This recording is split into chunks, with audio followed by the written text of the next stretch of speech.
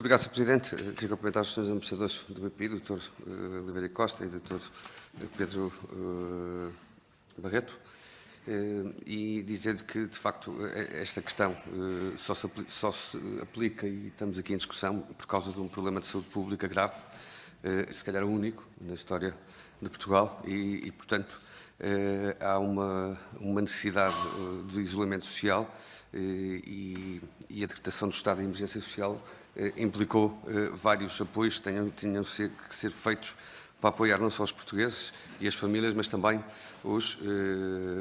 as empresas, e a banca tem aqui um papel fundamental.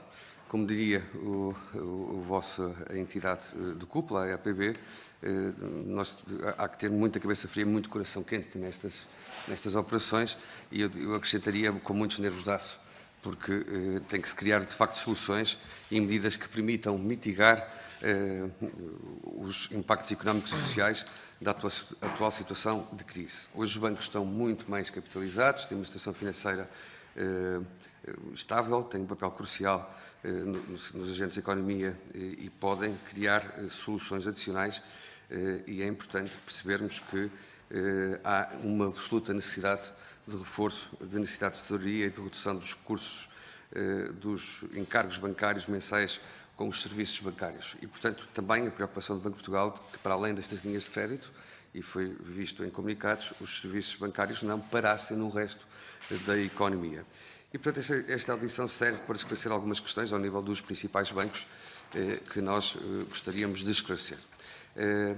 Este montante de linhas de crédito que foram disponibilizadas e que pelo Governo, e portanto não são empréstimos a fundo perdido, são empréstimos reembolsáveis e que criarão no futuro outro nível de problemas às empresas que têm que fazer face aos serviços de dívida. Da parte dos vossos clientes, e face à procura que existem, sentem que são suficientes? Isto porque, como todos sabem, foi reforçado para 6,2 mil milhões de euros, mas, do ponto de vista político, há partidos, entre os quais o meu partido, que defende que o apoio seja mais consistente para 10 mil milhões. E, portanto, quando me disse agora que chegamos a um ponto em que no sábado já não era possível carregar muitas mais operações, pode ser por limitação informática, mas pode ser por falta de capacidade de funding ligado aos apoios contratados, quer com o BCE, quer com as sociedades Norgarante. E, portanto, também aqui uma questão que nos parece importante aqui esclarecer. O BPI vai aplicar um spread constante, disse-nos agora que não aplicará o spread máximo para todos os vossos clientes, mas vai aplicar em função do risco e qual o mínimo e qual então o máximo, partindo do princípio que as empresas, para além do spread, pagarão aos bancos 0,25%, pagarão o custo da garantia bancária a emitir pela Norgarante, que depois é 100% conta garantida pela outra entidade, e está em causa também o pagamento de impostos, nomeadamente os impostos de selo, da abertura dos créditos, o imposto de selo sobre o pagamento de juros e, portanto, outro tipo de custo que será imputado às empresas e que resultará em problemas. Nós sabemos que estas operações, apesar de tudo, estão balizadas em termos de custo do capital, do pricing do capital, onde os bancos vão financiar, é a taxa média dos depósitos a prazo aplicados no BCE, e, portanto, de 0,5% até 0,75%, e há uma contragarantia do Estado que vai de 80% a 90%, o que significa que temos apenas um risco de 10% do capital.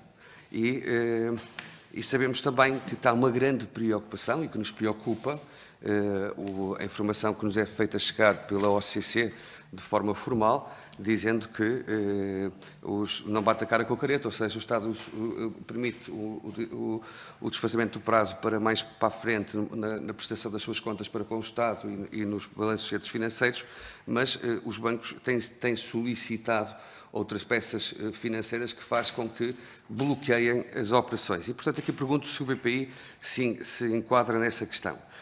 E por falar na OCC, hoje tivemos conhecimento, e foi-nos entregue, porque tivemos audição com a senhora bastonária, de vários casos concretos que lidam com o vosso banco, com o BPI, e portanto não sabemos se é verdade ou não, é a informação que nos dão, por interpostas pessoas que interligam, que são os contabilistas com o vosso banco, em que nos falam de problemas complicados em termos de timing de decisão, a insistência na análise e a existência de balancetes e de contas finais.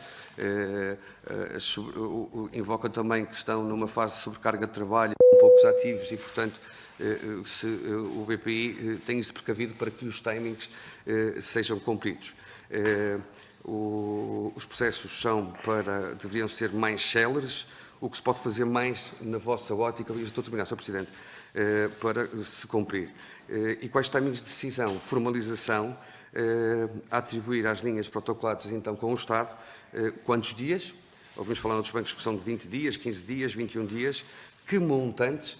Qual é a cota negociada no vosso banco nestas linhas e qual a cota absolutamente global? E quanto às famílias, no crédito de habitação nas moratórias, quanto foi feito? Não temos essa informação.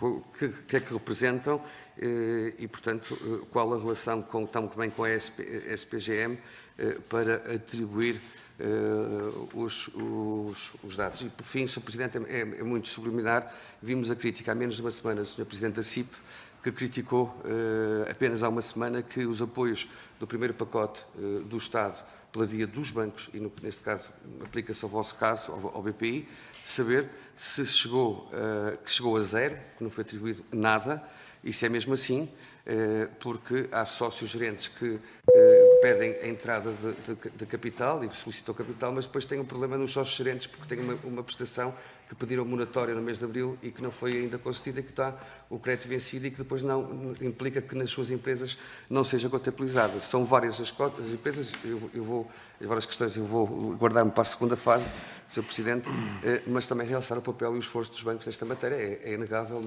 mas é preciso aperfeiçoar muito mais. Muito obrigado.